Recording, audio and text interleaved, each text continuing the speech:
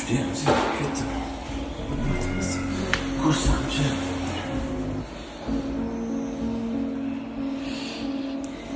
Bilasizmi, men boyib ketganimdan keyin ko'pchilik mendan so'rashni boshladi. Qanday qilib boyib ketish mumkin? Men ulardan so'radim. Siz oxirgi marta qachon bu haqida gaplashdingiz? Do'stlaringizdan so'radingizmi? Sen qanday pul topyapsan? Sen qanday pul topyapsan? Va qanday pul topyapti? Qanday qilib birga pul topishimiz mumkin? Ana bu yerdagi kafeina qanday pul topyapti? Bu kafeinda pul topyaptimi o'zi? U kafeinida tort sochadimi? Yo'q. Nimaga sochmaydi? Bu yerda hamma biznesmenlar. Nima deb o'ylaysiz? U yerdagi o'g'il bolani o'rniga qiz bola ketsam bo'lganda ko'proq ko'fli socharmi? Yo'q. Hech kim hech narsani o'ylab ko'rmaydi. Lekin boyib ketishni xohlashadi. Ularda boyib ketish uchun rejalar yo'q. Boyib ketishni orzu qilish bor. Boyib ketish uchun reja tuzib harakat qilish boshqa narsa. Men doim odamlarga tushuntiraman.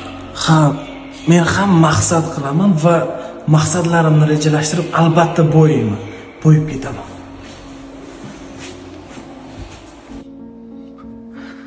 Albatta maqsadlarimni rejalashtiraman va maqsadlarimga erishaman. Hozir maqsadlarimni rejalashtirib chiqaman.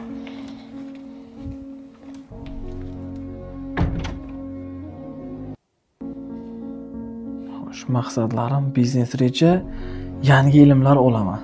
Xo'p. Yangi ilmda.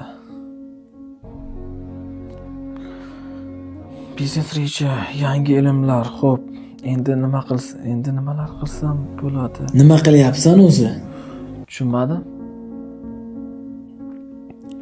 Shuncha harakat qilding, shuncha intilding. Birortasi o'xshadimi? O'xshamadi. Baribir bu ham o'xshamaydi. Qo'yingdan kelmaydi.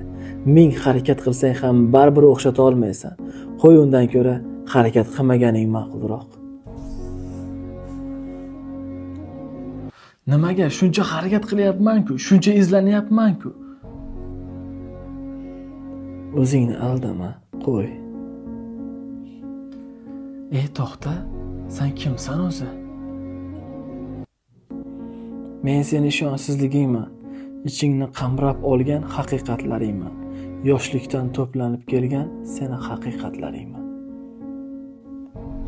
Bu video sizga kulgili yoki-da bema'ni tuyulishi mumkin. Lekin tafakkur qilganlar uchun bu yerda chuqur ma'no bor. Ya'ni barcha 95% insonlarni ichki qo'rquvlari va ichki to'siq va travmalarini ko'rsatib berishga harakat qildik. Va mana shu ishonchsizlikdan ko'pchilik qiynaladi. Maqsad qo'ya olmaydi va maqsad qo'yganda ham harakatga kirisha olmaydi. Shu ishonchsizlikni sizlarga ko'rsatib berishga harakat qildik. Bu ishonchsizlikni yengish faqatgina o'z qo'lingizda. Bu faqatgina tafakkur qilish, o'z ustingizda ishlab yangi bilimlar olish orqali bo'ladi. Ha, meni birinchi marotaba ko'rib turgan bo'lsangiz, men ong osti bilan ishlovchi mutaxassis psixolog bo'laman.